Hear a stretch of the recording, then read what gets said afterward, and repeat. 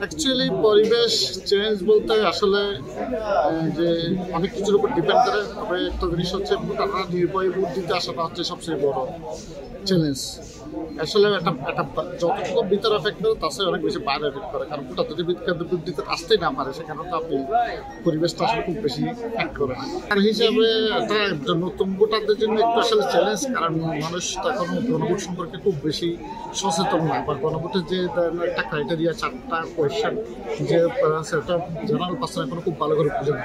তবে আমার মনে হয় যে যখন আস্তে আস্তে যখন এখন আরও সময় আছে 2-3 মাস পরে যখন হবে তখন কিন্তু সবার একটা ধারণা চলে আসলে ইনশাল্লাহ গণভোট আর এই নির্বাচনে কিসের তাহলে খুব বেশি সমস্যা। কিসের সমস্যা? আমরা গ্রামে ভোট দিব, 17 বছর ধরে ভোট দিতে পারিনি, প্রথম আসলাম 17 বছর পরে ভোট দিয়ে একটু শিক্ষা নিতে আছে, পরে জাতীয় নির্বাচনে ভোট দেবো, সংসদ নির্বাচনে।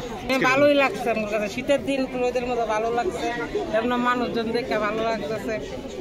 সে মতো ভোট দেবো, আমরা যারা ভালোবাসি তারা দেবো। আমরা গরিব মানুষ, নিরহ মানুষ, আমরা যেভাবে ভালো চলতে পারি, চাইল্ডের খস্তা খাইতে পারি, আমরা তারই ভোট দেবো। ভালো লাগছে, এরকম হলে খুব ভালো, আগামী দিনে এরকম হলে খুব ভালো। আমার ভোট আমি দেবো যাদের খুশি তাদের, যার ভালো লাগে।